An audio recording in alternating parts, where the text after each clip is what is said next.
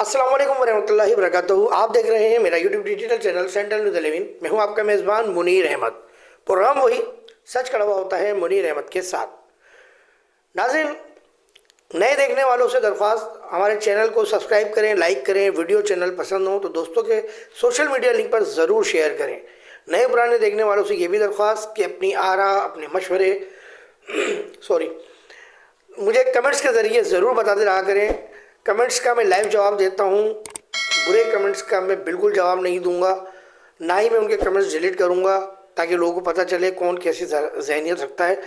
और किसी भी तंजीम के मुखालिफ के वो आते हैं कमेंट्स, तो मैं उनको भी जवाब देता हूँ, क्योंकि मैं एक सहाफ़ी हूँ। मुझे इससे कोई गर्ज नहीं है कौन किस तंजीम का, किस पार्टी का है। मेरा काम है साफ़त करना और मैं साफ़त करता हूँ अल्हम्दुलिल्लाह। प्रोग्राम के मौज़ूआत पर बात करते हैं। आज 4 मौजू शामिल करेंगे। सबसे पहले, बानी एमकेएम ने एक बार फिर तंजीम साजी का अमल पाकिस्तान समेत दुनिया भर में शुरू कर दिया। इसके क्या रिजल्ट आना शुरू हुए वो आपको बताएंगे। Assistant director Sindh building control authority Asim के खिलाफ प्रिंट और इलेक्ट्रॉनिक मीडिया क्यों हुआ, इसकी वजह आपको बताएंगे। आफाक अहमद को महाजिर नजरिए की सजा दी जा रही है, क्यों, इस पे बात करेंगे। यूट्यूबर्स को कोर्ट के मामलात मालूम ही नहीं है, वो व्यूज़ बढ़ाने के लिए आफाक अहमद पर भी अपने डॉलर कमा रहे हैं। आइए प्रोग्राम का आगाज़ करते हैं। बानी एमकेएम मुत्तलका गवर्नमेंट ने पाकिस्तान समेत दुनिया भर में तंजीम साजी का ऐलान कर दिया है। और जैसे आपको पता ही होगा, और मैं अक्सर बताता रहता हूँ, कि टिकटॉक लाइव पे भी और यूट्यूब पे भी वो हर दूसरे तीसरे दिन अपने प्रोग्राम करते हैं, फिक्री नशिस्तें करते हैं, तरबियती नशिस्तें करते हैं, जो उनका एक अमल है। एमकेएम जो पुराने देखने वाले हैं वो पहचानते हैं, जानते हैं। जो पुराने लोग हैं वो भी समझते हैं कि अल्ताफ़ हुसैन ने तंजीम को जिस तरह लेके चले, शुरुआत की, तो बड़े मुनज़्ज़म तरीके से की थी। तरबियती नशिस्तें, फ़िक्री नशिस्तें, हर चीज़ का एक उन्होंने अमल रखा था। और कारकुनों की जो है वो उन्होंने अच्छी तरबियत की थी। गिरेबान के बटन बंद रखना और बड़ों से तहज़ीब से बात करना। और अगर कोई कारकुन सफ़र कर रहा है, ट्रेवल कर रहा है पब्लिक ट्रांसपोर्ट में, कोई बूढ़ा खड़ा हुआ है तो उसको जगह देने की हिदायत देना, मकसद ये उनकी फ़िक्री नशिस्तों में, तंजीम साजी में शामिल था। यह भी शामिल था कि पान के ठेलों पे, होटलों पे बैठ के तंजीम की बातें ना करना, माओ बहनों की इज़्ज़त करना। ये अमल तो बहुत से लोगों ने बहुत से एमकेएम के प्रोग्रामों में देखा कि जब भी ख़त्म होते थे तो सबसे पहले माएँ बहनें जो है वो निकलती थी और कारकुनान एक जंजीर बना के खड़े हो जाते थे।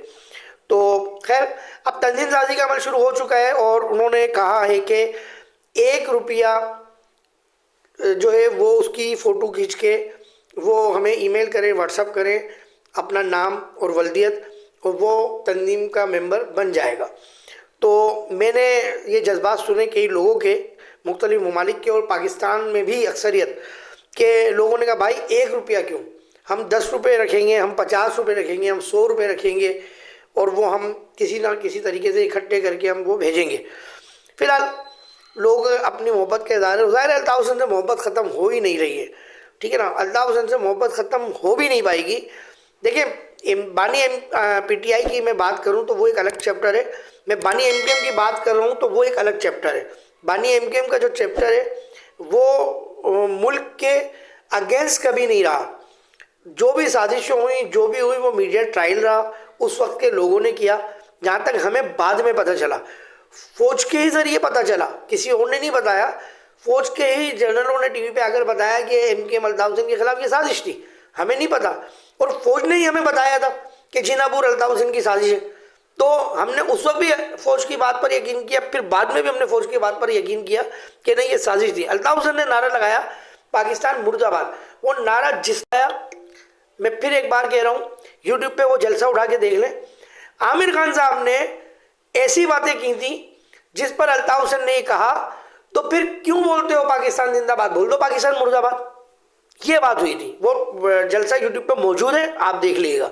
बाद में उन्होंने माफ़ी भी मांगी।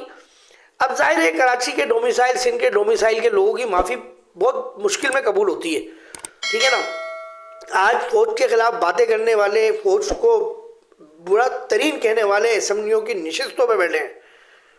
जो मैं समझता हूं कि शायद वो मुल्क के वफादार ना होंगे, क्योंकि उन्होंने कोई अमली तौर पे काम नहीं किया कि जिससे साबित हो कि वो मुल्क के वफादार हैं। अल्ताफ हुसैन ने तो बहुत बार फौज की हिमायत की, बहुत बार रैलियां निकाली, बहुत बार फौज के हक में उन्होंने नारे लगाए, और ऐसी रैली निकाली कराची में, पाकिस्तान की तारीख में किसी तंजीम ने रैली नहीं निकाली फौज के हक में। खैर, तो तंजीम साजी का अमल शुरू हो चुका है। और जाहिर है इसमें जो नई जनरेशन है, जो नए लड़के हैं, वो तंजीम साजी में, इसमें मैंने जो कल सुना तो नई तंजीम साजी में बढ़ चढ़ कर हिस्सा लेंगे, मुझे ये महसूस हुआ। नए लोगों को तो पता ही नहीं है ना, वो तो जाहिर है अब सोशल मीडिया पर अल्ताफ हुसैन को देख रहे हैं, अपने बड़ों से उन्होंने बातें सुनी या कुछ देखा उन्होंने, लेकिन अब जो तंजीम साजी होगी वो नए ब्लड, नए खून से होगी, और उसके क्या नतीजे आएंगे तो दुआ करूँगा जो पाकिस्तान के हक में बेहतर हो वो नतीजे आए। आगे का हम मौजू लेते हैं। सिंध बिल्डिंग कंट्रोल अथॉरिटी के असिस्टेंट डायरेक्टर आसिम ने नाजमाबाद चार्ज संभालने को मेरे हिसाब से 20 से 22 दिन हुए हैं। अच्छा, उनके खिलाफ लोग क्यों हुए, उनके खिलाफ मीडिया क्यों हुआ, ये मैं आपको बताता हूँ। देखें, ये तस्वीरें मैं बात कर रहा हूँ, तस्वीरें आपके सामने चल रही होंगी। ये वो तस्वीरें हैं जो आसिम ने, असिस्टेंट डायरेक्टर आसिम ने नाजमाबाद में डेमोलिश करे, प्लाट डेमोलिश करना शुरू किया इनको, ठीक है। अच्छा, जो उनको कंप्लेन की सूरत में डेमोलिश के लिए प्लाट दिए गए, वो उन्होंने उसको डेमोलिश किया आसिम की मौजूदगी में। आसिम जो असिस्टेंट डायरेक्टर है नाजमाबाद में मौजूदा, उनकी मौजूदगी में कोई भी नई तामीरात फ्लोर नहीं बने, ये मैं गारंटी से बात कर रहा हूँ। जिसको शौक है आसिम के खिलाफ कमर चलाने का, चलाए। मुझे अपने रब को जवाब देना है, मुझे अल्लाह ताला को जवाब देना है। मैं हल्फिया बोल रहा हूँ कि कोई चौथा, पांचवा, इजाफी फ्लोर, तीसरा नहीं डला है आसिम की मौजूदगी में। आसिम टोटल जो है वो डेमोलिश करवा रहा है, क्योंकि आसिम जो है वो, उसने जब से चार्ज लिया है वो 20 से 25 इमारतें डेमोलिश करा चुका है। तो आसिम के खिलाफ एक पूरा ग्रुप, एक मनसूबा बंदी के तहत उसके खिलाफ मीडिया पे उसका मीडिया ट्रायल शुरू किया गया, क्योंकि जाहिर है हमारे मीडिया के लोग भी, कुछ लोग हैं जो बिल्डर्स के राब्ते में होते हैं, और कुछ सोशल मीडिया के लोग भी हैं जो बिल्डर्स से राब्ते में होते हैं। तो जब आसिम ने 1 to 1 गैर कानूनी तामीरात जो उसके पास आती रही डेमोलिश के लिए और उनको तोड़ता गया, तो उसको ऑफरें भी हुई, लेकिन उसने कोई ऑफर कबूल नहीं करी और उसने कहा मैं डेमोलिश करूँगा। कई लोगों ने उससे नाराज़गी का भी इजहार किया, मैं यहाँ नाम कोट नहीं करूँगा, लेकिन उसने अपना काम किया और उसने कंटिन्यू डेमोलिशन जारी रखी। अब जब डेमोलिशन जारी रखी तो उसका अमल यह आया कि आसिम के ऊपर इल्ज़ामात लगना शुरू हो गए। भाई, इल्ज़ामात लगते हैं तो वो फिर साबित तो हों, यानी अगर अभी इस 20 दिन में कोई नया तीसरा, चौथा, पांचवा, छठा फ्लोर अगर तामीर हो रहा है या हुआ है या शटरिंग लग रही है, तो कोई साबित करे सोशल मीडिया पे मेरी वीडियो देख के। मुझे पता है कि भाई ये मेरा तो नंबर अबाउट में है, कोई भी जाके मेरा नंबर चैनल से मेरे ले सकता है, ईमेल एड्रेस ले सकता है, मैं अपनी कोई चीज़ नहीं छुपाता। तो मुझे व्हाट्सअप करे और मुझे वो झूठा साबित करे प्रोग्राम करके कि मैं गलत कह रहा हूँ। भाई, बात ये है कि अगर कोई इलीगल कंस्ट्रक्शन होगी तो आसिम जैसे लोग उसको डेमोलिश करेंगे। आगे आते हैं आफाक अहमद पर, कि आफाक अहमद को महाजिर नज़रिए और महाजिर लफ्ज़ की हिमायत के खातिर उसके साथ ये सब कुछ हुआ। क्यों कि आफाक अहमद सिवाय महाजिर के कोई और बात नहीं करते। आफाक अहमद महाजिरों के हकूक़ की बात करते हैं।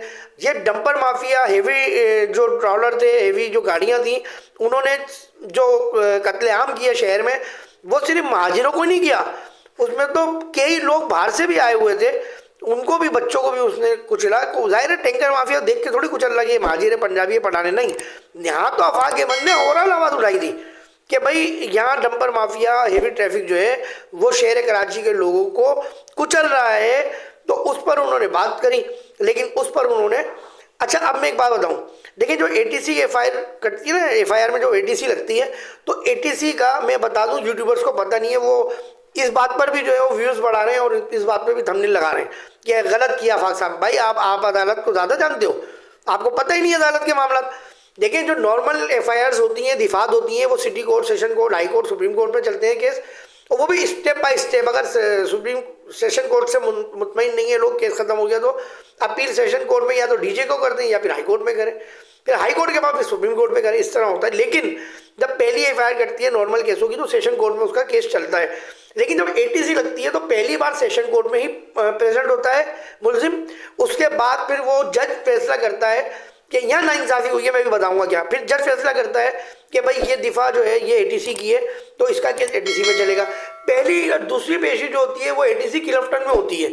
उसके बाद जब वो केस कंटिन्यू हो जाता है, प्रेजेंट हो जाता है, तो फिर सेंट्रल जेल में एटीसी बनी हुई है, फिर वहाँ पर जो है एटीसी में लगती है, क्योंकि ज़ाहिर एटीसी का मुलजिम कोई आम मुलजिम नहीं होता, उसको जो है एक हथकड़ी में लाया जाता है और उसको अलग रखा जाता है बिल्कुल। और एटीसी की अदालत में कोई आम लोग मिलने भी नहीं जाते, क्योंकि एटीसी जेल के अंदर है, सिर्फ वकील का राइट बनता है जाना, किसी और का राइट नहीं बनता।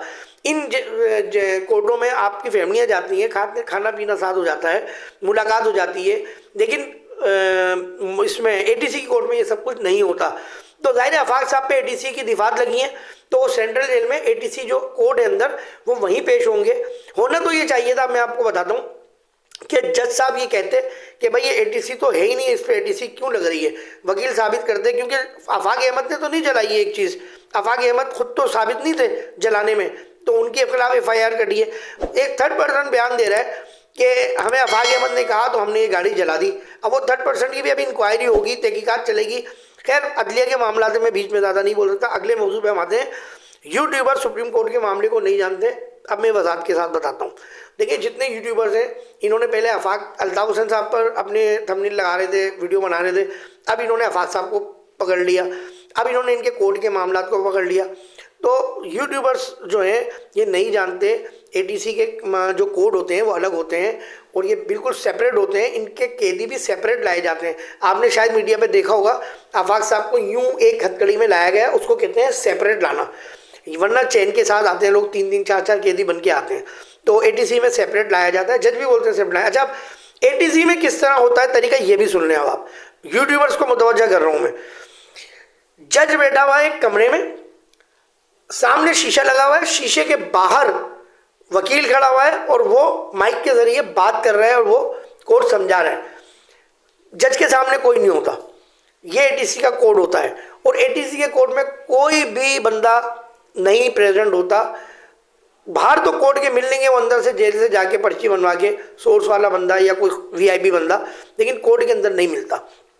ये मेरे अब तक की वीडियो थी और इंशाअल्लाह ताला मज़ीद वीडियो देखने के लिए मेरे चैनल को देखते रहा करें और अपना बहुत ख्याल रखें। दुआ करें पाकिस्तान के लिए, जो भी हो अच्छा हो। पाकिस्तान की फोर्सेस, इदारे, तमाम जवान, तमाम मुलाजमीन, तमाम अफसरान को अल्लाह अपनी अमान में रखे, क्योंकि ये हैं और ये जागते हैं तो हम सोते हैं। अपना बहुत ख्याल रखिएगा। कैमरामैन अरज अब्बासी के साथ सेंट्रल यूट्यूब डिजिटल चैनल से मुनीर अहमद को इजाज़त दीजिए। अस्सलाम वालेकुम रहमतुल्लाहि व बरकातहू।